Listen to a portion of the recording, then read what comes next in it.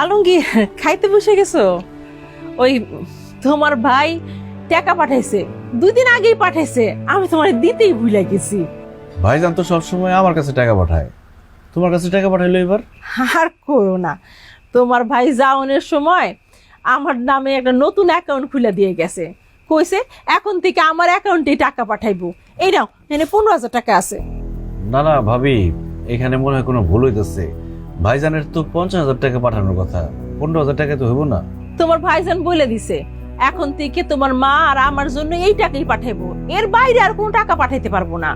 আর মা আর আমার জন্য খাওয়া খরচ এর থেকে বেশি তো লাগার কথা না। এতদিন ধরে এই সংসারে সে এত কিছু করলো, তার নিজেরও তো একটা ভবিষ্যৎ আছে, তাই না? ভাবি তুমি এগুলো কি বলতেছো? এই সংসারটা তো ভাইজানেরও। তুমি আমারে আর ভাইজানরে আলাদা করে কথা কইতেছো কেন? আমার ভাইজান জীবনে এইভাবে কথা বলতে পারে না। বা দেখছো ভাবি কি কয় এসব? থাক, এর মধ্যে মারে টানতেছো কিসের জন্য? হ্যাঁ, আর আলমগীর তুমি এটা কি বলতেছো? আমি তোমারে আর তোমার ভাইরে আলাদা করতেছি, এই কথা তুমি আমার বলতে পারলা? শোনো আলমগীর, তোমার ভাই যা বলছে আমি তাই করতেছি, এর বাইরে একটা কিছু করার ক্ষমতা কিন্তু আমার নাই। আর তুমি যে এত বড় বড় করে কথা কইতেছো, তোমার যে শার্ট প্যান্ট এ সব কিছু কিন্তু আমার স্বামীর টাকায় কেনা, আমার স্বামীর টাকায় তুমি ফুটানি করতেছো। এখন যদি আমার স্বামী তার নিজের ভবিষ্যতের কথা চিন্তা করে, আমার কথা যদি চিন্তা করে, এতেই ভাই ভাবি খারাপ হয়ে গেল। সারাটা জীবন তুমি তার ইনকামের টাকা খাইছো, এরপরেও তোমার লোভ কমে না? হ্যাঁ, এত লোভ তোমার, একটু কম টাকা দিছে সাথে সাথে ভাই ভাবি খারাপ হয়ে গেল না? আপনি ভুল করতেছেন ভাবি। আমি আপনার স্বামীরটা খাই না পড়ি না, আমি আমার ভাইয়েরটা খাই পড়ি। আর আপনি আমার কইলেন আমি লোভী না? আপনার স্বামী ফোন দিলে তার কাছ থেকে ভালো করে শুনে নিয়েন যে আমি কতটা লোভী। আপনার মতো একটা মানুষ যদি ঘরে থাকে না কারো, তাহলে শত্রুর প্রয়োজন হয় না। সংসারে আগুন লাগানোর জন্য আপনার মতো একজন মানুষই যথেষ্ট।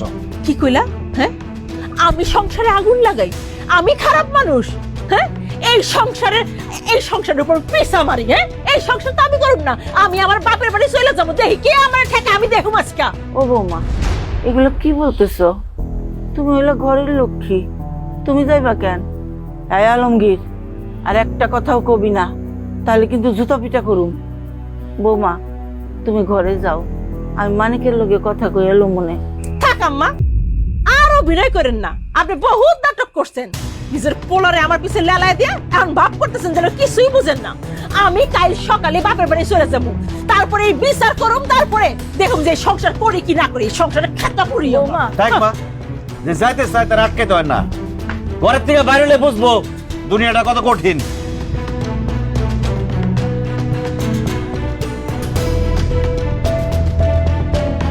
আরে মা, তুই কি রে, ওই বাড়ি থেকে তুই একলা আসলি, তোর লগে কেউ আসে নাই? ওই বাড়ির কারো নাম আমার সামনে নিবা না। কি রে মা, তোর কি হয়েছে? তুই রাগারাগি করতেছস কেন? আব্বা দাও তো তোর ফোনটা দাও। আরে কি হইছে ক না, খেসখেস করতেছিস কেন, রাখতেছিস কেন?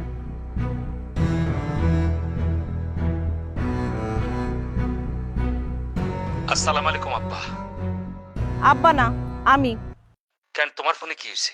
আমার ফোনে কোনো ব্যালেন্স নাই, তাই আব্বার মোবাইল দিয়ে ফোন করছি। শোনো, তুমি যত দ্রুত সম্ভব বাংলাদেশে আসো, আইসা বিচার সালিশ কইরা তোমার মা আর ভাই আর আমারে আলাদা কইরা দাও। হ্যাঁ, তাদের সাথে এক ছাদের নিচে আমার পক্ষে থাকা সম্ভব না। কেন, কি হলো আবার? আসার সময় তো সবই ঠিক ছিল। ঠিক ছিল, এই সব হইতেছে গিয়ে নাটক। নাটক, তোমার মা আর ভাইয়ের নাটক। আজকে তোমার ভাই আমারে অকথ্য ভাষায় গালাগালি করছে, আর এই গালাগালিতে তোমার মায়ের সায় ছিল। তুমি তো জানো না, যখন তখন তোমার ভাই আমার ঘরে ঢুইকা চেক করে যে আমি কি করতেছি। এমনি তো থাকা যায় না। হ্যাঁ, এমনি যদি থাকি আমি তো দম আটকে মইরা যাব। তুমি তুমি তুমি বাংলাদেশে আসবা নাকি তোমার তালাক দিয়ে আমি অন্য বেটার বিয়া করব? বলো। ঠিক আছে, আমি আসতেছি যত দ্রুত সম্ভব। আসো, আর শুনো, যতক্ষণ তুমি না আসবা ততদিন কিন্তু আমি আমার বাপের বাড়িতে থাকবো, ওই বাড়িতে যাব না। আচ্ছা আপা, তুই যা করতেছিস না, এগুলো কোনো কিছু ঠিক হইতেছে না। কি ঠিক করতেছি না?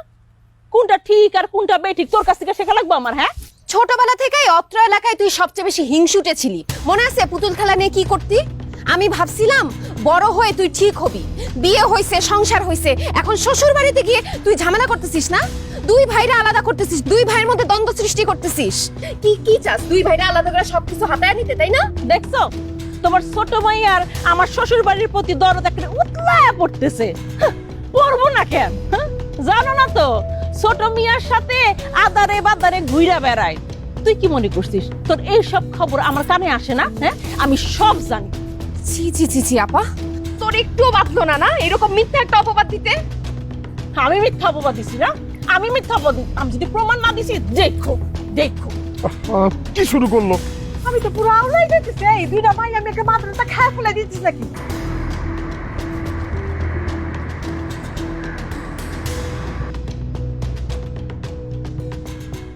ভাইজান, ভাইজান তুমি দেশে চলে আসছো? আগে থেকে জানালে না কেন? আগে জানাইলে তো আমি অটো নিয়ে স্ট্যান্ডে আসতাম। বাবা মানিক, এই কয়দিনে তোর মুখটা এরকম শুকায় গেছে কেন? বিদেশ থেকে অনেক টাকা পয়সা খরচ করে আইসা আমি কোনো রঙ্গরসের কথা শুনতে আসি নাই মা। তোমরা আমার বউ লগে যা করছো এই জন্য পাগলের মতো আমার চুইটা লাগছে। ও বুঝছি ভাইজান, ভাবি তোমারে খবর দিয়ে আনাইছে, আমাকে লিগে তোমার খুব তাড়াতাড়ি চলে আনানো লাগলো, তাই না? ভাইজান তুমি অনেক দূর থেকে আইছো, তোমার এখন মাথা গরম, তুমি বসো, আমি ডাব কেটে দিই, মাথা ঠান্ডা করো, তারপর সবকিছু শুনে তুমি একটা সিদ্ধান্ত দিও। ভাইজান তুমি মাথা গরম করো না। এইখানে শোনাশোনির কিছু নাই। আজকে রাত্রে এই বাড়িতে সালিশ হবো, সালিশ। আমি সালিশ ডাকুম আর সমস্ত সম্পত্তি ভাগ করে দেব।